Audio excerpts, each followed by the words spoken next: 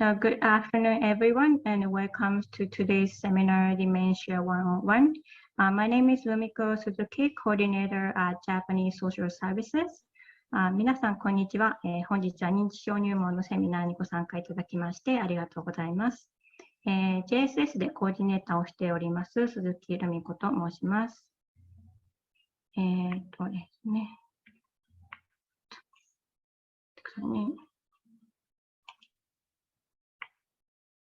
講座の前にですね、何個かのお願いがあります。And before we begin, I have a few housekeeping notes.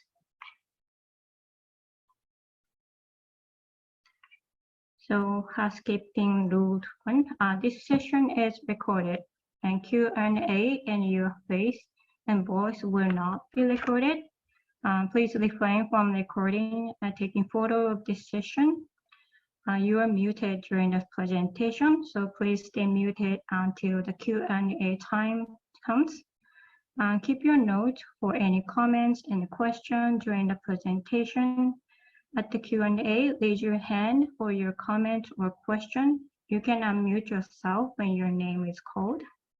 The question is received via chat will be taken at the Q&A time. It is up to you to have your video on. However, it is very good for individual psychological well-being to see other face.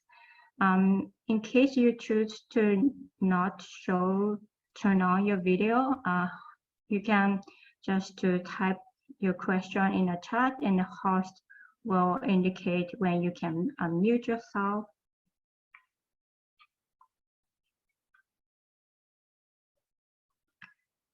講座が始まる前の説明とお願いです。この講座は Q&A の時間以外は録画されています。録画版にはですね、参加者の顔、声、名前は出ません。でこの講座を録画したり、スクリーンの写真を撮ることは禁止されています。あなたの声は、ミュートされています。Q&A では手を挙げた人を先に指します。呼ばれたら自分でアンミュートしてください。質問はメモをするかチャットで送信しておいてください。で最後に Q&A セッションがありますので、その時のためにですね、メモしておくとよろしいかと思います。ですね、ビデオをオンにするかどうかですが、こちらご自由なんですけれども、ライブで人の顔、他の人の顔ですね、見たりリアクションを見るのはとても精神的にいいことなので、できればオンにしていただけると嬉しいなと思います。で、Q&A の時にですね、カメラをオフにしている人は、チャットとかで質問していただければ、こちらの方で、アンミュートさせていただきます。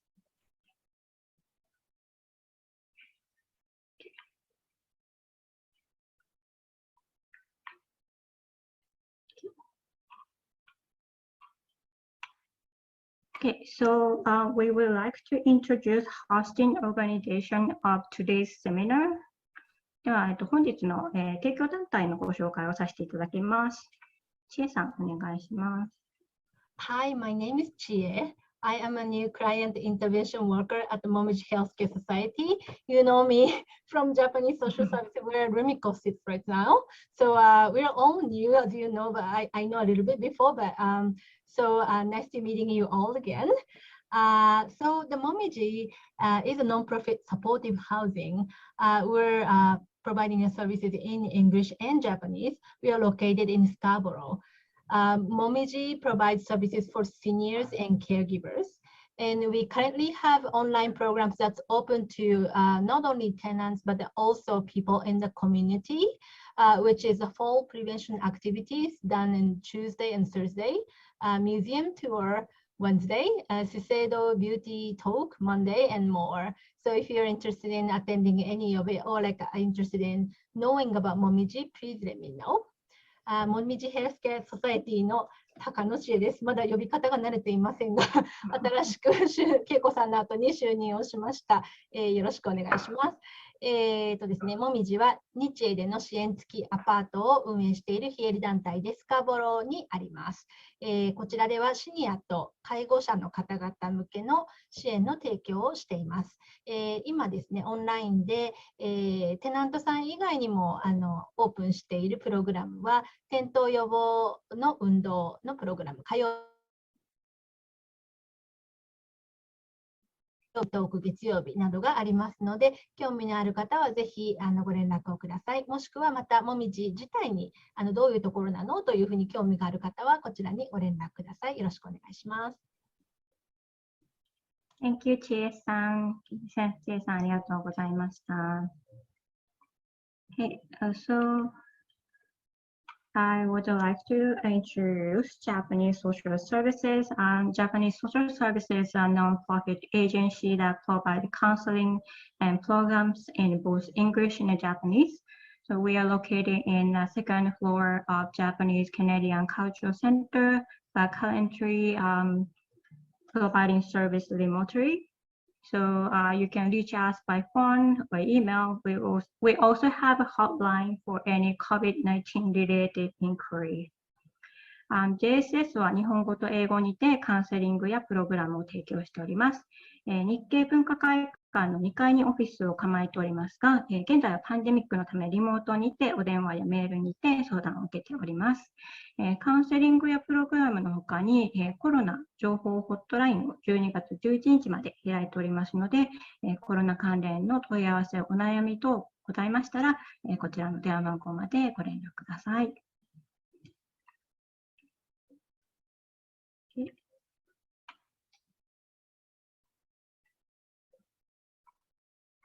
Right. それでは、本日の講師である、アルツハイマーソサイティオブトロントで、エデュケーション&リージョナルサポートリードをされている、ジュリー・ウォンさんを紹介したいと思います。また本日の講義は、宮田美奈子さんが通訳として、英語から日本語へ、すべての講義を通訳していただきます。Now let's please welcome our presenter, Julie Won, the Education and Regional Support Lead at the Alzheimer's Society of Toronto. And today's seminar, we're having Minako Miyata translate the content. Okay, Julie. Good afternoon, everyone. Are you able to see my slides? Yes. Konnichiwa, hajimimashite. I think I said that right. That's all I know in Japanese.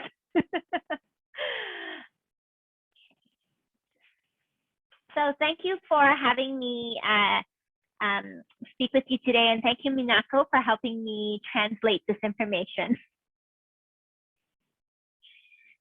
So just to let you know what I will be talking about today.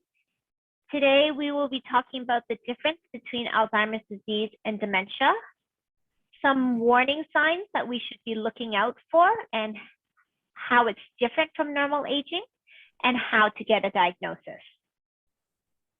本日ここに私は本日のプレゼンターです。ありがとうございます。来ていただいてありがとうございます。本日は認知症と学ぶことですけど、認知症とアルツハイマーの違い、あと危険な兆候ですね。それとか、あと何が普通で何が異常なのかということ、そういったことをお話しします。あとすみません、ごめんなさい、診断を受ける方法です。そういったこともお話しします。Okay. So what is dementia? So dementia is this big term that talks about symptoms. So the symptoms is having trouble with your memory, having trouble with your judgment, having trouble with your understanding, having trouble with a lot of different types of thinking. But it is also changes in your mood and changes in your behavior. 認知症とは何かということなんですけども、認知症っていうのは、症状のことを指すんですけども、全体を。で、何に影響するのかというと、記憶力ですとか、判断能力ですとか、理解能力ですとか、あと考える力ですね、思考能力、そういったものに非常に影響を及ぼして、またムード、そういうような気分の変化なども激しくなります。So there might be lots of reasons why we have those symptoms. Maybe sometimes it's because we're not feeling well, maybe because of medications, maybe because nutrition. So there are lots of reasons why someone would experience those things. このような症状にを持ってしまうにはいくつか理由があるんですけども、例えばご本人が非常に気分が良くないかもしれない。またご本人が飲んで服用している薬の副作用かもしれない。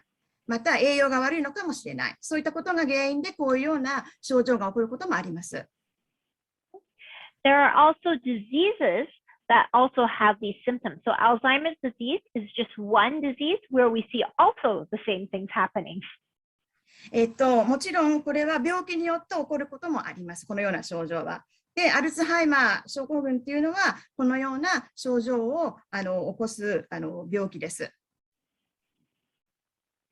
So if we can think of dementia being an umbrella, lots of things fall under it. Just like if we think about cancer, there's lots of different kinds of cancer. So same idea for dementia. 認知症というのは傘のようなものです。で、それはどういうものかというと、例えば、がんという病気にいろいろな種類のがんがあるように、認知症というものにもいろいろな種類があります。So the ones that you see here are just some of the common dementias out there that affect our brain. So these are all diseases that affect our brain, and I will tell you a little bit about each of them. ここにこれから述べることは、よく見られる症状で、認知症の症状です。で、このような病気は脳に影響を及ぼしてしまいます。これから説明いたします。So Alzheimer's disease, which is the first one, usually affects people older, 65 and over. If it happens younger than 65, we call that young onset. まず最初にアルツハイマー病ですけれども、これは年齢の高い方に見られます。特に65歳以上の年齢の方によく見られます。65歳以下の方の若い方にも見られることがあります。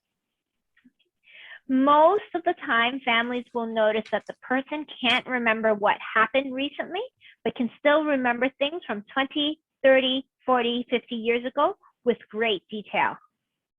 まず家族がもしかしたらこの人はそうかもしれないというふうに気づくことの一番最初の、症状は記憶障害です。最近起きたことを覚えられないんですけれども、20年、30年、もしくは40年、50年前以上の出来事は詳細に覚えています。The second one, frontal temporal dementia, affects the front part and the side parts of our brain. 次ですけど、前頭側頭型認知症と呼ばれるものです。これは脳の前頭、あとは側頭、そこに影響が出てます。This type of dementia can happen younger, so someone in their 50s and 60s can have this type, and in the beginning of the disease, their memory is not affected. これは比較的若い方、50代、60代の比較的若い方がかかることが多いです。そして記憶障害というものはあまり見られません。Okay. What is affected for frontal temporal dementia is they will have personality changes and behavior changes. So they might say things that they would have never said before, and they might do things that they've never done before. この場合は記憶というよりも人格ですとか、あと行動振る舞いに影響します。以前だったら絶対言わないようなこと、以前だったら絶対いらないようなことを言ってしまったり、やってしまったりします。Okay. Lewy body disease looks a lot like Parkinson's. So someone with Parkinson's will have muscle shaking. They will walk like they're unsteady and their muscles might be tight. Someone with Lewy body dementia will also have that. このレビー小対象ですけれども、これはパーキンソン病に似た症状が起きます。例えばその筋肉に関することなんですけども、筋肉がうまく動かない、そういうような症状を見せることがあります。In terms of memory, there is a lot of change. So sometimes they're very clear, sometimes very confused, clear, confused. So a lot of up and down. And they may also experience hallucinations. So see things where there is nothing to see, hear things where there is nothing to hear. あと記憶力ですけれども、これもやはりかなり影響を及ばされまして、その記憶力が非常にはっきりしている時もあれば、そうでない時もある。でそういうようなことが、いい時と悪い時と非常に差が激しい。でまた、幻覚症状、幻聴症状ですね。存在しないものが見えたり、こういってないものが聞こえたりというようなことがあります。Vascular dementia is linked to strokes. Could be one stroke, could be many strokes, could be a mini stroke, could be a big stroke. これは脳震盪、脳震盪というのか脳卒中ですね、そちらの方とリンクをしてまして、それが非常に悪い、非常に重症な重い脳震盪、脳卒中の時もあれば、そうでない時もそういったことにつながっています。And depending on where the stroke is happening in the brain, we may see different things. We may see language being a problem. We may see movement becoming a problem. We may see memory becoming a problem. It depends on where in the brain is affected. でその脳卒中を起こしたときに、脳のどこの部分が影響を受け、ダメージ、損傷したかということによって症状が異なります。言語の時もあれば、体の動きの時もあれば、記憶障害を起こすこともあります。And the last one, mixed dementia, is more than one type of dementia happening at the same time. 最後は混合型認知症ですけれども、複数の種類の症状が、認知症が同時に発生します。And the reason why I always like to talk about this is because every time we think about the word dementia, we think about forgetting. But that might not be the first sign that we see in ourselves or in our family and friends. なぜ私がこのプレゼンを行うにあたって常にこの今の認知症の種類をまず最初の方にお話しするんですけども、その理由としては、その認知症っていう言葉を聞くと、皆さん記憶障害ということを思うんですけれども、実際にはそうではなくって、その認知症の種類によっては、記憶障害が最初の兆候ではない、必ずしもあるわけではありません。で、皆さんそれはご家族とかご友人の方が覚えておいてほしいことです。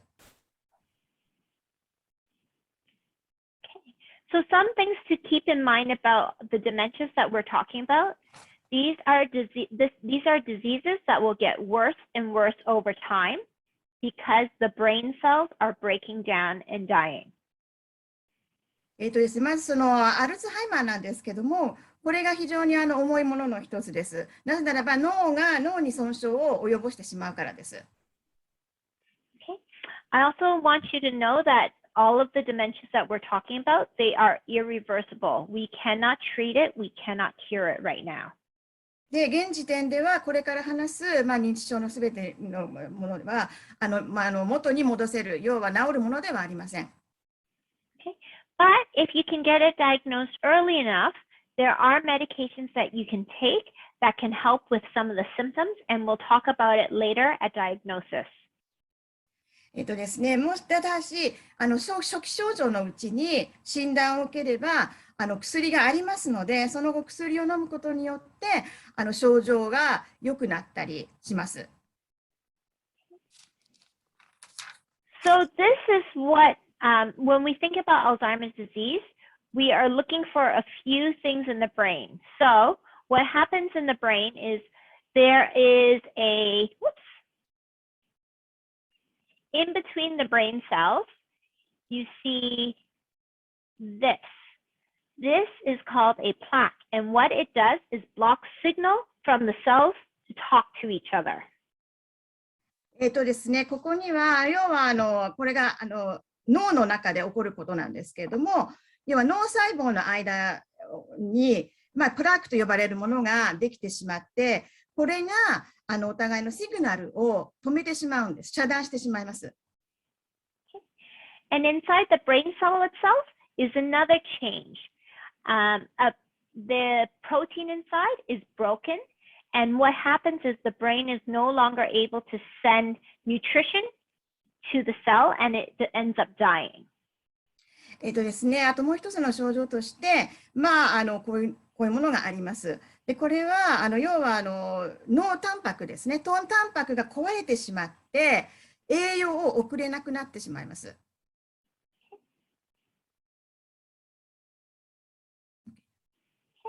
So this is just a picture for you to have an idea of what's happening.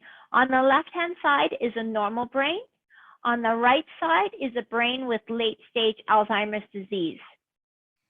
この脳を写真を見ていただけると分かるんですけれども、左側は正常な脳です。で、右側がアルツハイマー、後期のアルツハイマーの脳です。What you'll notice is this brain is much smaller, and there are lots of empty spots. These are all areas where the brain has died. これを見ていただければ分かると思うんですけども、ずっと小さい、そしてその空洞になっている部分が非常に多いです。And why I always like to show this is because sometimes when the person looks fine on the outside, but they do strange behavior, we think that they're doing it on purpose. But if we can think maybe they are doing these things because their brain is damaged, then we can work with them a little bit better. そうですね、普通に見える人がですね、ちょっと奇妙な行動をとったりすると、もしかして周りの人は目的を持ってやってるのかというふうに思うかもしれませんし、また脳が損傷を受けているのか、そういう可能性もあります。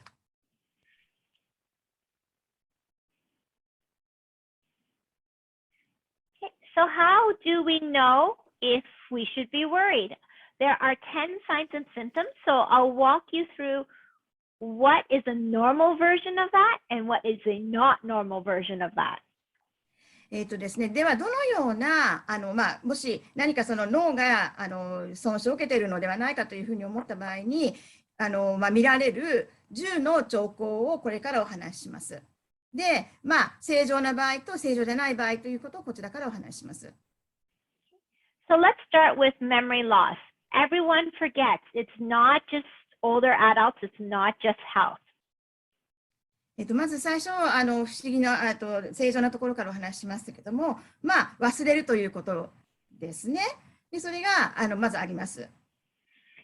So if you can't remember things that happened a year ago, that's probably normal. If you are only forgetting sometimes and it doesn't affect your life, it's probably normal. If you are worried about your memory, but your family members are not, then it's probably normal. ですね、例えば記憶なんですけども、1年以上前のことを覚えてない、そういったことは正常です。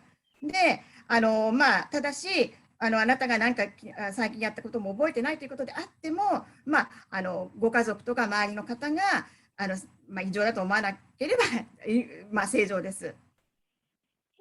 When you should be worried is if you are forgetting recent things, especially very important things. 懸念すべき点ということは、例えば最近のことを思い出せない、特に重要なことを思い出せない、そういったことは懸念すべきことです。You might also want to be worried if you're forgetting things is happening a lot and it affects how you live your everyday life. ただ思い出せないってことが頻繁に起きてしまって日常生活に支障をきたすようなことになればそれは懸念するべきことです。So I'll give you an example. Sometimes I forget to turn off the stove. Sometimes. But it only happens once in a while, especially when I'm busy. But if you're finding that you are always forgetting to turn off the stove, that's different because your risk of a house fire goes up and it does affect your day-to-day life. 例えばガスの調理器具のですね、ストーブのを消し忘れてしまった場合です。そういった時がたまにあるのであれば、それはそれほど心配するべきことではないかもしれませんが、常にそういうことがあると火災を起こす可能性があるので、それはやはり懸念するべきことです。Also, if people in your life are telling you that you are forgetting, but you don't think you're forgetting, then that might also be a warning sign. So if your family is telling you, you keep forgetting, and you say, no, I didn't forget, then that might be a warning sign. あと、あなたが非常に物忘れが頻繁になってしまう。でもう自分ではそういうふうに思っていない。でも家族の誰かからあなたは最近物忘れが多いよって言われて自分はそういうふうに思わない。そういった時は非常に懸念するべきです。So the key to memory loss is asking yourself, does it affect how I live every single day? If it does, then that's a warning sign. If it doesn't affect how you live every day, then you're probably okay. 毎日の生活の中で、その日常生活に支障をきたすような場合は、懸念するべき時ですけれども、そうでない場合は懸念する必要はありません。The next one is having trouble performing familiar tasks. So sometimes if we're doing a lot of different things, it can be very hard to focus. That is normal. 例えばその次によく自分が慣れている行動ができなくなった場合ですね。で、毎日よくやることがに支障をきたすようであれば、それはやはり問題です。毎日やってることです。And if you can do your normal daily activities, but sometimes need help with harder things like how to record a TV show or use the internet, that is also normal. ですね、例えば日常生活の中で、時たま助けが必要になるかもしれない。例えばテレビ番組をレコードするとか、そういうようなことがたまにそれが自分でできなくて、ごくたまに誰かの手助けが必要となる場合は、それは特に問題はありません。A warning sign might be when you are having trouble doing things that you have always done, like getting dressed, like cooking rice, things that you do every single day or many times. If you are having trouble doing those things, that is a warning sign. あと、日常生活の中で自分がよくやっていること、例えば着替えですとか、あと食事をするとか、食事を作るとか、そういうようなことがもしできなくなってしまった場合には、それはやはり気をつけねばなりません。The third one is having trouble with language. So sometimes we know what we want to say, but we can't find the words to say it. And we have to stop and think. That is normal. Everyone has that. 次には言語障害です。よくその自分が言おうとしている言葉がなかなか思い出せない時があるんですけれども、それがそういったことがあってもそんなに頻度が高くなければ別に大丈夫だと思います。Okay. A warning sign might be you often have trouble finding the right words, and that you might use the wrong words to say what you want to say. もし注意すべき時っていうのは、正確な言葉が思い出せない。で、間違った言葉を使ってしまう。そういった時は、非常に気をつけねばなりません。Okay. Another warning sign might be having trouble following a conversation or understanding what people are telling you. あともう一つ懸念すべきことは、会話についていけなくなるとか、他人が言っていることが理解できなくなるとか、そういったことがあったら、それは気をつけねばなりません。Okay. Another warning sign is if you speak multiple languages, if you start forgetting some of the languages that you've learned. So for me, I speak Chinese and I speak English. So it might be that I forget how to speak English and I go back to speaking Chinese. あと複数の言語を話す方の場合なんですけれども、自分の母国語とあと外国語を話すときですけども、例えば私の場合は中国語が母国語で英語は外国語なんですけども、自分の中国語が話せなくなったときにはやはり問題です。Fourth sign is disoriented with time and place. So sometimes we get confused. Is today Monday or Tuesday? Is today the 9th or the 10th? We get confused. That is normal. Or sometimes we'll walk into a room like the kitchen and say, what did I come here to do? And we can't remember, and we leave the kitchen and we say, oh yes, that's what I wanted. If that happens, that is normal. 次にその時間と場所ですね。それの混乱についてなんですけども、まあ例えば今日は何曜日だったかしらとか、今日は何日だったかしら、そういうようなことは大丈夫です。あとお部屋に例えばキッチンとかに行って、私はなんでキッチンに来たのかしら。そういうすぐに思い出せなくなった場合には、それも大丈夫です。Okay. A warning sign might be someone losing track of the date, for example, the year, the season. Maybe right now they still think that they are in summer instead of fall, or they have no idea of how much time has passed. So maybe they went out for a walk and they have been gone for 5 hours and they say, I was only away for 10. 気をつけなくちゃいけないときは日付ですね。日付がわからない、日の感覚がわからなくなる。あと季節の感覚もわからなくなる。時間の感覚もわからなくなる。例えば散歩に出て5時間帰ってこなかった。でも実際には5時間ではなくて、本人はそうじゃなくてちょっと5時間のつもりはない。もっと短い時間しか経ってないというふうに思ったら、それが気をつけなくちゃいけないサインです。Another warning sign is getting lost in a very familiar place. So your neighborhood that you've lived for 20 years. One day you don't know how to go home from your local supermarket, or you don't know how to walk to the supermarket that you have been shopping for 10 years. So it's an area that you're very familiar with. あと次は、要はよく慣れている場所で迷子になってしまうということですね。例えばもう20年以上ここに住んでるのにスーパーマーケットに行ったけども家まで帰れなくなる。その反対もあり。で、10年間通っている道順がわからなくなる。そういったことは非常に懸念すべきサインです。The fifth one is impaired judgment. So sometimes we make bad decisions. An example might be if we're feeling sick, we may not go to see the doctor right away. But if we really feel sick, eventually we will actually go see a doctor. So if that happens, that's probably normal. 次にその判断力の低下なんですけれども、例えば自分が病気になった時にちょっと具合が悪いくらいではその医者には行かない。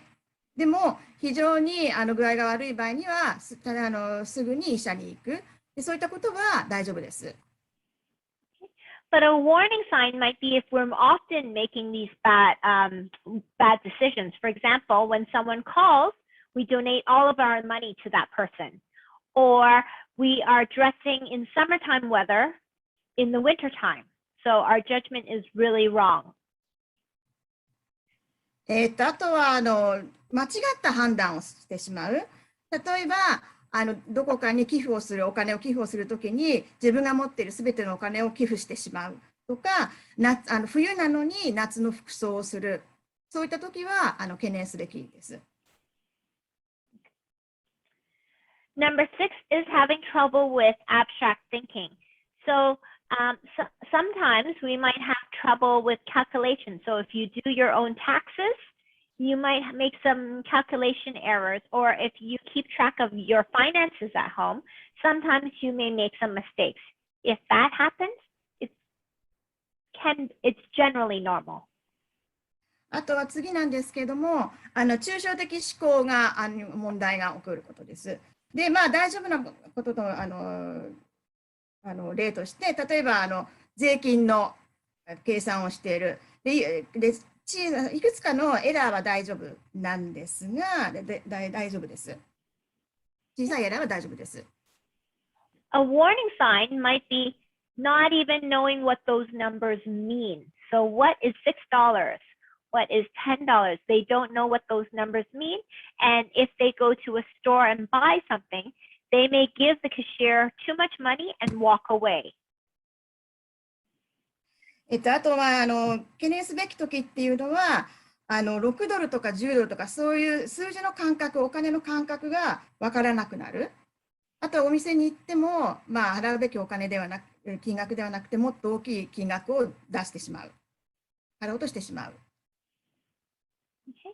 They may also have trouble keeping track of their bills like rent, electricity, and water because those numbers don't mean anything. と請求書ですね、それが理解できなくなる。家賃ですとか、電気代とか水道代、これが何を意味しているのかわからなくなる。それが非常に危険な兆候です。Number 7 is misplacing things. So I lose things all the time. Okay, but normally when we lose things, we remember that we lose them and we can retrace our steps to try to find that item. 次は不適切な場所に物を置いてしまうことなんですけども、まあ、物をなくすということをしても、その後になって物をなくしたということを覚えていれば大丈夫です。Okay? And normally when we lose things, we usually lose them in a logical place, usually. もし物をなくしたとしても、その物をなくすのは、まあ、その物が適切に置かれている場所でなくすことになります。Okay. A warning sign might be the person often loses things and they don't remember that they lost it. 気をつけなくちゃいけないときっていうのは、まあ、物を頻繁になくす。で、どこにしまったのか全く思い出せなくなる。そうです。They may put things where they don't belong. Like, for example, they might put their keys in the freezer and not remember. And they may also accuse people of taking those things because they can't remember that they lost them. あとまあ、非常に気をつけなくちゃいけないときっていうのは、全くどこに置いたのかを思い出せない。で、また不適切な場所にそれがあったりするんですね。例えばそのフリーザーに鍵が置かれていたり、あと自分がどうしても見つからない場合は他人にあなたが盗んだでしょというふうに責める。そういったときは気をつけなくてはいけません。Number 8 is changes in mood and behavior. Anyone can have changes in mood or behavior. Sometimes we might feel sad, we might feel worried about work, about family. And usually when our mood changes, we can explain why. ですね、次に気分や行動の変化っていうのがあります。で、誰もが、まあ、悲しくなったり、あとは何か心配してしまったり、まあ、それは仕事についてとか、家族についてとか心配してしまったりすることがありますけども、まあ、必ず説明がつくものです。A warning sign might be that the person has mood swings with no apparent reason. So 1 minute they're smiling, the next second they're crying, the next second they're yelling, and we don't know, it seems like nothing happened in between. で、注意するべき時っていうのは、まあ、ある人物が、まあ、最初は笑ってる、でも突然理由もなく泣き出す、そして理由もなく人を怒鳴る、そういうような時っていうのは非常に気をつけねばなりません。9 is changes in personality. So as we age, our personalities change a little bit, but usually they're very, very small changes, and we can still behave normally in a social environment. まあ、次に人格の変化なんですけども、まあ、年齢とともに確かに人格っていうのは変化するものなんですが、その変化っていうのは極めて小さいです。ですので、まあ、影響を与えることはありません。A warning sign might be really big personality changes. So they're acting in a way that they've never acted before. For example, they're all of a sudden paranoid, and they were never like that before. Okay? Or they don't know how to behave in public, so they may do things that are inappropriate. そうですね、まあ、注意すべき時っていうのは、まあ、大きくそれが変わってしまう時ですね。で、まあ、パラノイドになってしまう時がある。で、あとは例えば公の公共の場でちょっと違う行動をとってしまう。そういうような時が気をつけなければなりません。And then the last is the loss of initiative. So sometimes we might be tired. We don't want to do housework. We don't want to go out with our friends. We don't want to do things. But after a while, we will eventually go and do things that we enjoy. 次にイニシアチブの喪失になりますけども、まあ何もしたくない時があるかもしれません。何もしたくない。でも、その後になって、まあきちっとそういったことを行う。Okay. A warning sign might be that that person doesn't want to do anything even anymore, not even the things that they enjoyed. 気をつけなければいけない時っていうのは、その人がまあ、以前よくやってたことをとにかく何にもやりたくなくなってしまう。そういった時は気をつけなければなりません。Okay. They may have trouble keeping up with their hobbies. They may avoid spending time with friends and other family because of the changes that they're experiencing. 自分にとってその人物がいろんな変化を感じているので、まあ、昔やってた趣味をもうやめてしまうかもしれませんし、お友達や家族と一緒に過ごす時間っていうものを持たなくなるかもしれません。So hopefully by explaining normal changes and warning signs, I hope this makes you feel a little bit more comfortable and that you're not scaring yourselves if you're noticing changes. 普通の範囲内での変化とそうでない変化っていうのがあるので、まあ、必要以上に心配なさらないことをお祈ります。Okay. If you are experiencing any of the warning signs, then that is a sign that something is not right. It might be dementia, it might be other problems. ですね、もし自分が説明できない兆候ですね、そういったものを説明できない兆候っていうのをよく見られるようになったら、もしかして何かが起きているのかもしれません。So if you are experiencing those signs, what do we do? もしこのような症状が見られたらどうすればいいんでしょうか。So the first step is to see whoever you see for health care. まず最初のステップはお医者さんのところに行ってください。Okay. Some of the reasons why you might be experiencing those signs might be because of medication, might be because of sleep, might be because of stress, might be because of depression. まあ、そのような症状をもしまあ、経験しているとしたら、それが、まあ、薬の副作用かもしれないし、まあ、睡眠の障害かもしれないし、ストレスかもしれないからです。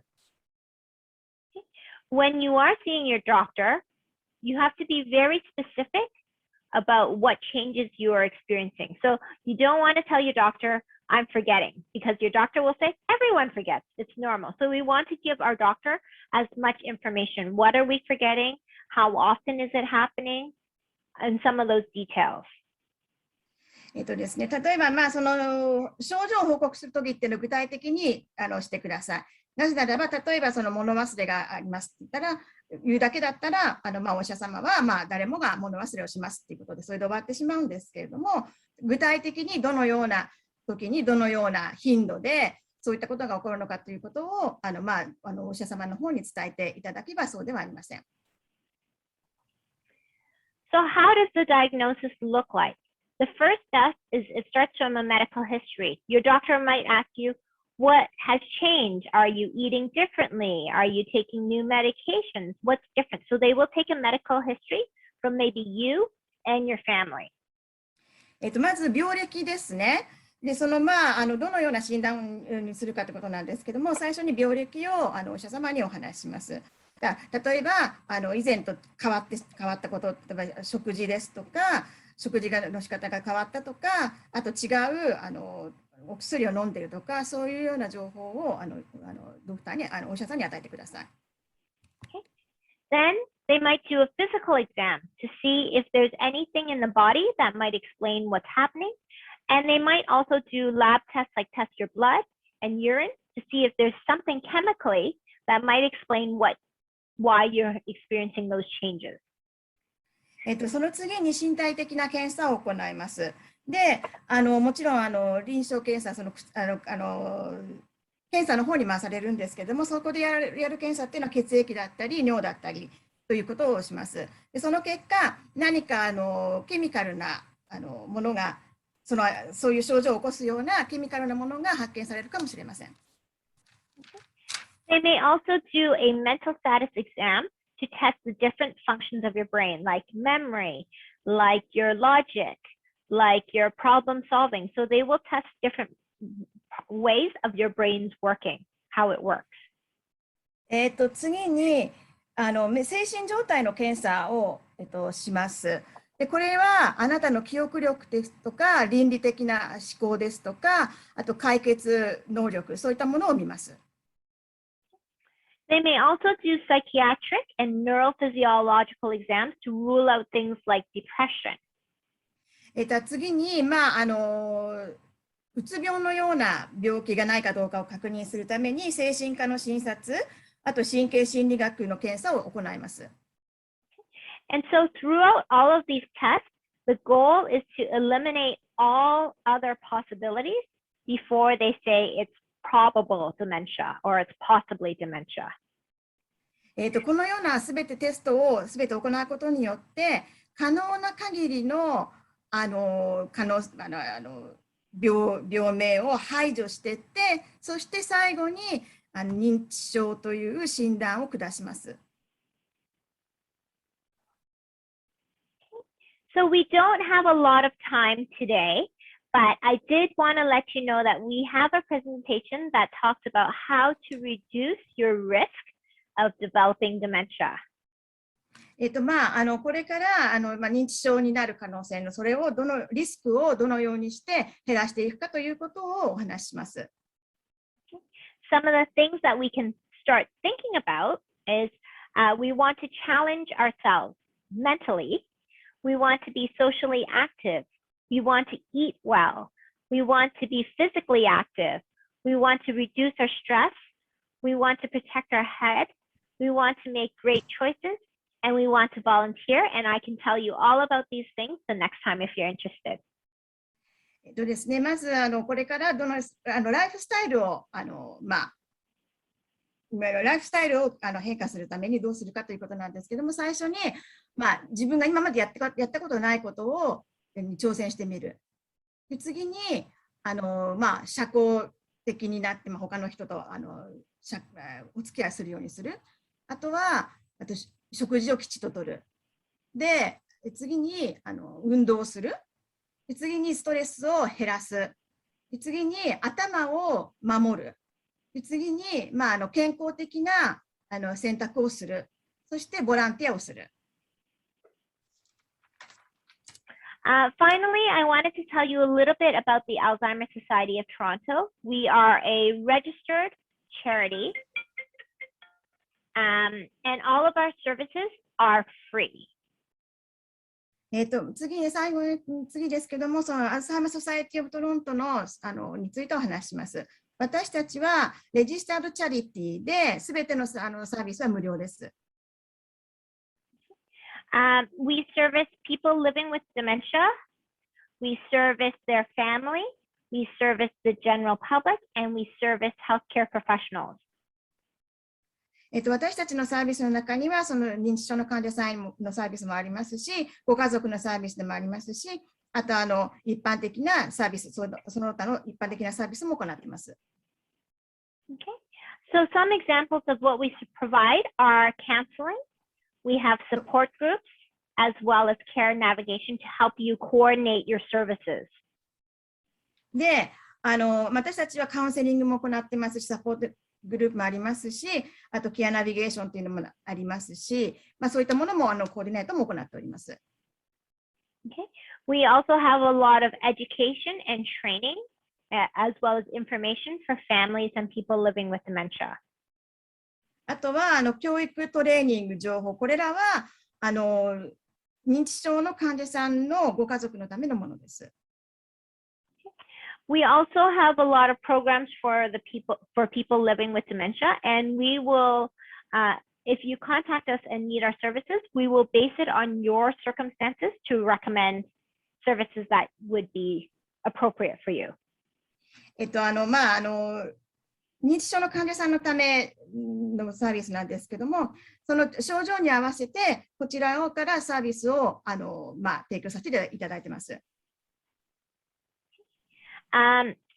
If language is a barrier, we have interpretation services that we can also arrange through the Alzheimer's Society. もし英語力にちょっと問題がある場合には、通訳サービスをこちらの方で提供しています。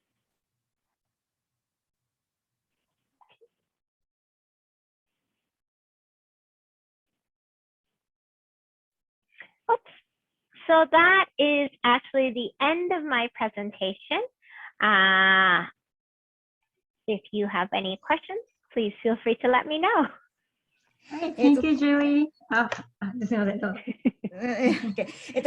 ここで私の本日のプレゼンを終わらせていただきます。何か質問があったらどうぞ。